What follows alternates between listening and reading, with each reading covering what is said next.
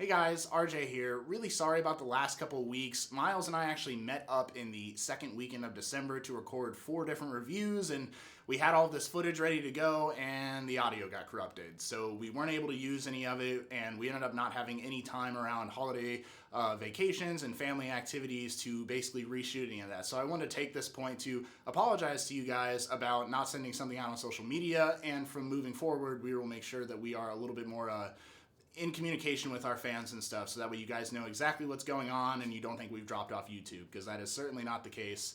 And so yeah, from here on out, we will definitely do that. Moving on, we have our first Amazon original film or TV series review in the Man in the High Castle Season 2 review. So let's get started right now.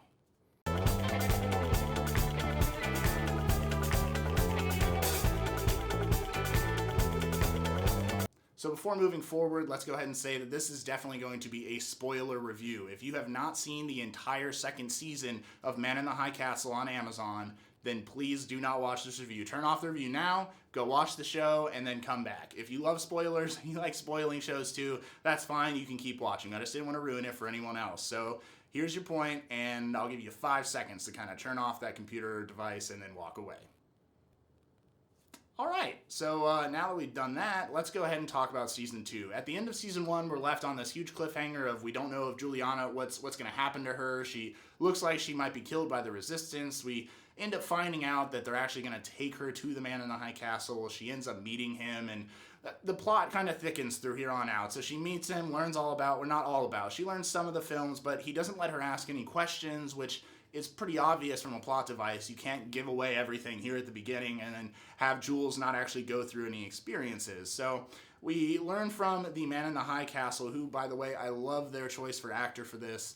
And basically we end up learning, these are things that he's seeing, that he's seen from other realities, the way things could be, maybe the way they have been. And we don't get a full explanation of what they are, where they come from, but he says he makes them up, and we'll have to see how true that is, because every time we've gotten a truth in this show, it's kind of been backlash with a little bit of salt there, where it's, yeah, this is true, but, and it has a, pretty big catch to it. So we'll have to see how that goes. But moving forward, you have Jules, and she basically ends up going, from Man in the High Castle to escaping from him to end up, giving herself up to Germany. She ends up kind of teaming up, but also watching Obergruppenführer-Smith, who, by the way, in this season was flat out amazing. I'm just going to go ahead and say that now. I'm going to jump all over the place with this review, so I'm sorry, but I'm doing this live and I'm not editing this at all, really, and I really, really like the casting for this show throughout. The Japanese cast, the American cast, the German cast, it's literally every time I think of what I would picture if, Nazi Germany took over, or if Japan had won California or something like that, these images are perfectly betrayed by the people they are choosing for casting. So great job on that front. And yeah, so I just want to say Joe Blake's story, Jules' story, it was really good throughout the show. I like the way that she has to surrender herself and gave herself up to Obergruppenführer-Smith, who ends up kind of saving her, but also ends up using her too, to his advantage, and she ends up learning secrets like about Tommy. And in general, I really like the way her plot kind of flowed, where in the first season she was kind of all over the place. She went to the neutral zone and then came back, and then went, and it was a lot of moving parts for her. And I do like the way they introduced it, or Joe Blake for that, but in general, the character development for Jules in Season 1 wasn't nearly as adept as it was for Season 2. She kind of finally gets to see the other side of the equation for the Nazi stuff, when she sees Helen struggling with pretty much everything with her son, and she ends up finding out about him, and I just like the way that they have her kind of grow as a character, and she ends up having to deal with Arnold, and the truth about Trudy and her father is, and I like the way that hers is paced. And so to counteract that, it seems like the writers of the show decided to completely screw over Frank. So at the beginning of this season, you have Frank, who comes back and realizes that Ed's in trouble, and then he basically ends up going through Tobey Maguire's same sequence of events in Spider-Man 3, which everyone hated and laughed about and made memes about. Was like he got super edgy by punching a window and then taking off his glasses, and now he's ready to take on the world. And I just think where he goes throughout the season is just plain ridiculous. He goes from hating Jules one minute to loving her to sleeping with a resistance chick, and I don't understand how he jumps around as fast as he does. He, one second he hates the resistance, and the next episode he's like, I'll do anything for the resistance. I have nothing to live for at this point. When he has his best friend Ed standing like right next to him too, and that's part of the thing is I feel like Frank's craziness throughout his plotline throughout this season kind of overshadowed how good of an actor and how decent of a plot Ed actually had. Him and the storekeeper did an excellent job, and I do like their trio when they're together. When it's Frank, Ed, and the store shop owner Arthur, I think, pretty much, or Robert, that's what it is. And when they're all together, I actually really like the way they play off of each other. There's good humor there, there's good tension, and their whole storyline with the Yakuza was actually pretty solidly done. It's really the stuff with the Resistance in Jules, him flying back and forth from one to the other, and then his ending is definitely a little bit strange. Not exactly what I expected.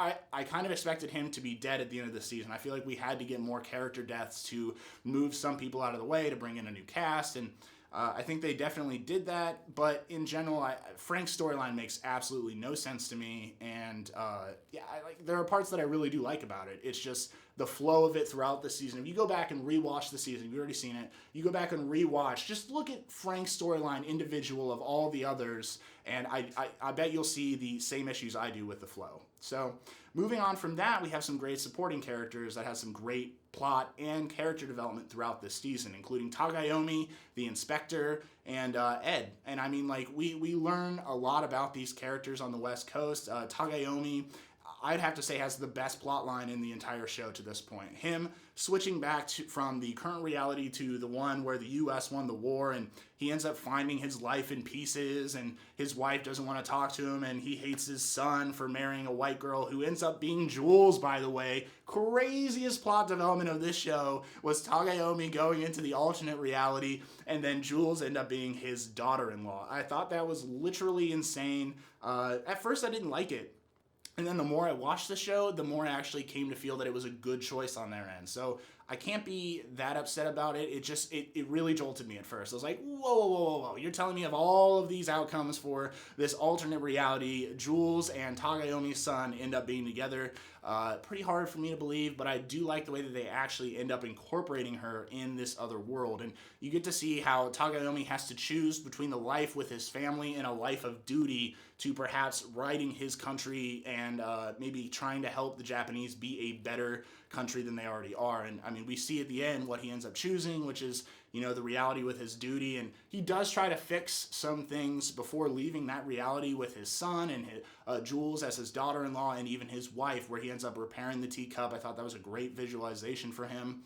Repairing the teacup that he got for his marriage, and then, maybe his marriage is a little bit more fixed. But my real question is the second the fake Tagayomi guy comes back and is, back in that reality, does all of the stuff he just did go away? And how does that exactly work?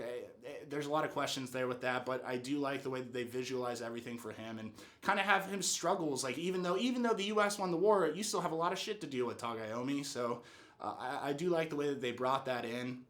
And then Ed's character throughout this entire season, you see him go from what is basically just the nicest guy that loves to, gossip a little bit about the Japanese, likes to learn their weaknesses, same with, the Nazis and stuff. And you see him go from that to this character that is no longer innocent. You see him do things that he would have never normally done until Frank and Robert end up pushing him to do so. And you see him put in these situations that someone of his innocence and someone of, his level of caring for his friends should probably never have been put in the first place, which you can only really blame Jules, Trudy, and Frank at this point. There was no other connection for him with the government. And so I really do like the way Ed acted throughout this. And just a little side note, in case you guys didn't know, Ed is actually a protege of JD's in the show Scrubs. So I love him. I loved him in that show, and I love how they actually bring him into this show too. He's a great supporting character. He really helps like other characters kind of move up the chain a little bit. In terms of acting, and I think he brings a great presence. So I just wanted to hit that out there. He does a great job throughout this season. and then one of my other favorite characters in this show. And that, honestly, you have to admit that the characters in this show help drive it. Besides the polarizing visualizations, which we'll talk about in a little bit, the characters in this show drive it. So if there isn't good plot devices or good script writing, this show is going to fall apart in a heartbeat. There are a lot of moving pieces. So script writers for Amazon, please stay on your game with this show. You've done a pretty decent job with most characters. Just keep staying on.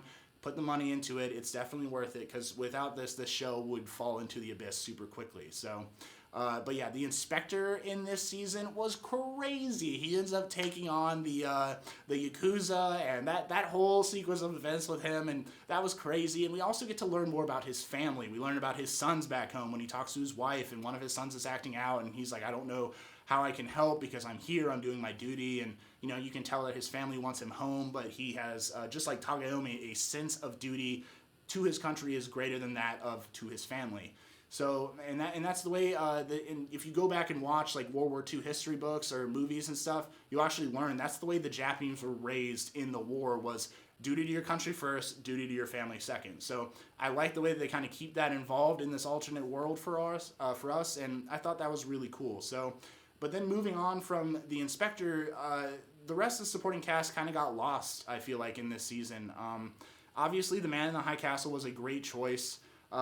Joe Blake did a pretty strong job. I definitely have issues with his plot stuff, but really not that much happened to Joe Blake. So let's talk about him for a minute. Joe Blake goes from maybe having feelings for Jules and feeling really bad at the beginning where that ship blows up, the guys that saved him, that Jules basically gave up her life to let him go free, and pretty much the Germans end up blowing up that boat without Joe Blake's knowledge, and he definitely is trying to come to terms with how good or bad the Reich actually is, and you get to see that throughout this entire season. But I think the more angering part for me is how much he goes back and forth, like, oh, Germany might be cool, or oh no, this is really bad. And it seems like every time he runs into that stupid girlfriend of his, Nicole or whatever, which is clearly plotted by his father, it's amazing to me how he goes like, oh, I don't like being a white privileged kid, and then the second later she rolls up in this like Rolls Royce, and he comes out of this like 12-bedroom mansion. He's like, oh, okay, I guess I could, live this life now. And I just thought that it was really silly how they have him, like, they're literally physically showing you him being torn apart, and I think it should be a little bit more subtle than that. So yeah, I definitely had issues with Joe Blake's entire thing, and I hated his girlfriend, the one in Germany, Nicole or whatever, throughout this entire season. I thought the actress was good, and I think she's really attractive too. I just hate her storyline where she like tries to come in like, oh, I'm a perfect born baby too, which, by the way, that plot device is almost never brought up again. They talk about how he's a perfect human being or whatever through those trials, and his dad takes him to that orphanage or whatever and says, oh, this was a bad thing, I'm so sorry, and blah, blah, blah. And then they end up meeting those other perfect babies or whatever at that house, and they all do drugs. And yeah, that whole plot line for that, and the fact that they try to bring it back in like that, was really strange for me. So I'm not really a big fan of that one either, but I did like the parts with Joe clashing with his father, the Reich Minister, who I thought was a great character choice, another great casting choice by Amazon. He did a really great job of being the like, I'm really coy, but nobody has noticed yet. So he plays the Reich Minister. He ends up basically committing treason and killing Hitler, ends up getting appointed to his position, and then at the last few minutes, Obergruppenführer Smith ends up getting out of Heydrich. That Reich Minister was actually at the top of the coup d'etat that was originally planned, and so Obergruppenführer Smith goes and tells the second in command, like, hey, you probably should have been the one for the next in line for Führer, but this was changed at the last minute, and it was right before Germany was about to attack Japan, which I knew that couldn't happen yet because we're not far along enough into this series to have something cataclysmic like that happen. I think it's definitely a possibility in one of the later seasons, like, oh, now Germany and Japan are at war, but I thought it was too early in the series to do that, and I like the way that they kind of cut it off. And the end ceremony with Obergruppenführer Smith of that one episode where he's out giving a speech in front of the 250,000 fans or whatever, and that stadium, God, talk about visuals for this show. The CGI stadium and really the CGI'd Reich in general was terrific. It looked amazing. They did a really good job of making it look semi-natural, but obviously it's still TV CGI, so you got to keep your expectations in line.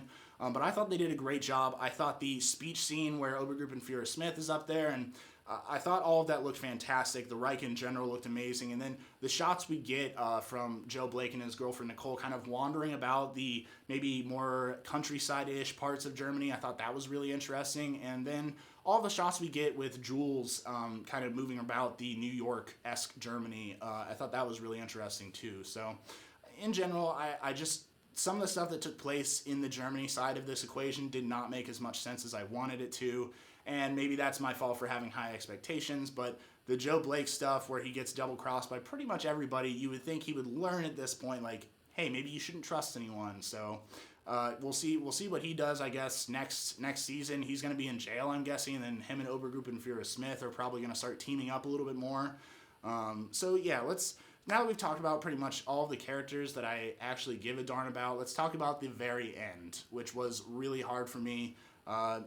Obergruppen, Führer Smith, and he ends up walking down. He finds the vault with all the films in it, and I'm guessing he's going to start watching all of those while his wife Helen is at home, and she's seeing his or their son walk away. Basically, he ended up committing himself to the public health service for Germany, and he's like, I don't deserve to be alive, and blah, blah, blah, and so he ends up just walking out, and you see his mom just being held back, and that was a really tearing scene for me. I honestly, tears were definitely in my eyes. I don't know if I actually cried or not. I'm trying to think back, and it was probably at 3 o'clock in the morning, but that scene alone was really terrific for me. I really liked the way they kind of shot that, where they have, their depth focusing in and out of both the mom and Obergruppen Führer Smith is paying more attention to his work than his home life, which he kind of promised his wife that he wouldn't do. And yeah, so you see Helen freaking out and stuff. But in general, I really like the way that they ended it with Trudy coming out at the end. Jules pretty much is like, what have I gained? What have I done? Have I actually increased, the chances of World War II or World War III happening? Have I decreased them? I feel like I accomplished nothing.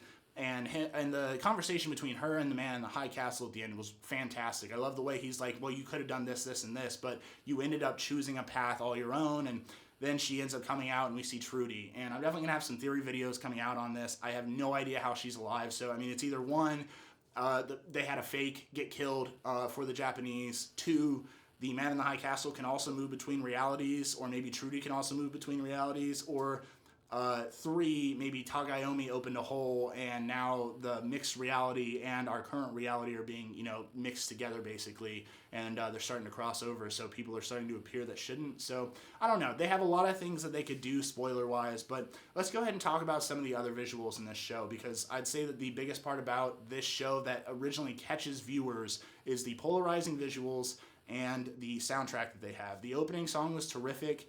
I think the soundtrack during the show could use a little bit more. I felt like the action sequences, I wasn't as much into the music, like dun dun dun dun dun dun. I just felt like it could have been built. That it could have been built a little bit better. I feel like it's either you're like one up here at a climax, or you're down at the bottom where it's like lull music. So I think that they could have done a better job on the soundtrack. I still think it's really good overall. And the opening song, don't even get me wrong, is absolutely amazing, creepy. I've loved that since season 1. So good job on their front for that. And then the visuals for the show. Throughout this entire show, the biggest part of it for me is seeing places in America ruled by Nazi Germany or ruled by the rising sun of Japan. It's very polarizing to see a Nazi flag hanging off of, what would be the New York State building, or it's crazy to me how they input some of these in here, and I would have liked to see more of them. I felt like we saw more of them in season 1 than we did in season 2 at times. But the Germany shots, as I talked about earlier, the dome shots where they're in there, and just how big of a scale they give the Reich in general, which isn't that big of a surprise, because that Hitler had a confidence issue when it comes to size of things. So, I do like the way that they position the camera on a lot of shots, especially like the nuclear bomb shots and stuff like that. And in general, I thought they still did a good job on visualization, cinematography, the low lit rooms when they're meeting with the Yakuza, and when Frank and Robert go to the lawyer guy's house and try to, tell him like, hey, we faked you out. And I thought there were some really good shots in there that they did subtly. And it's not just as much about polarization this season. It was much more about subtle polarizing shots, where it's not just like, boom, here's a bunch of Nazi stuff. Boom, here's a bunch of Rising Sun stuff. They managed to kind of sweep in a little bit under the mat this time. And I do like it. I just am excited to see I'm excited to see the war because the war is going to come eventually. There has to be a war in this show because like that, I feel like that's really the only path they can take it, and it's probably not. But I do see them having a war at some point, and I am super excited to see Germany versus Japan. I think that'll be awesome, and I'm kind of curious to see what's going to come out of the USA plotline when that happens. So. In general, let's talk about the season as a whole. I would give it probably an 8 to 8.5 out of 10. I thought it was still really strong of a show. It kept me interested throughout. Like I had no problems watching this show in less than 24 hours. Okay, like I was glued, and I didn't need that much extra motivation to get through it. There's a lot of good cliffhangers in here. Every episode ends with a cliffhanger that isn't too teasy. But yeah, I really enjoyed the show. I think they still need to work on some of their script writing for some of the plots. I think Frank's was crazy. I thought Joe Blake's was super whiny / annoying. And I thought Nicole's was really weird in general. The acid trip going on in that house when Joe Blake gets there is, yeah, that was all very interesting. I mean, whatever, that's, director's choice, but in general, definitely a good show. If you have not seen season 1 of Man in the High Castle, go watch it. This is absolutely a show that anyone with any interest in history whatsoever, you will enjoy it. Whether you like the actual script itself, doesn't matter. You will like the way that this show is written. It gives a good sense of, holy crap, this is the way things could have turned out if America had not been successful in World War II.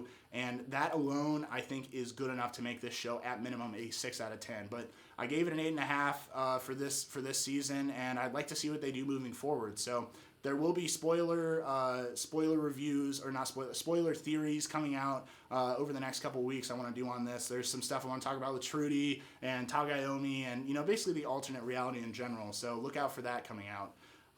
But yeah, thanks so much for watching, guys. I decided to do this as one whole run. I kind of want to know, what do you guys like more? Do you guys like it when I do more cuts in my stuff, or do you like my free flow talk like I'm doing now? It's definitely not as professional, I would say.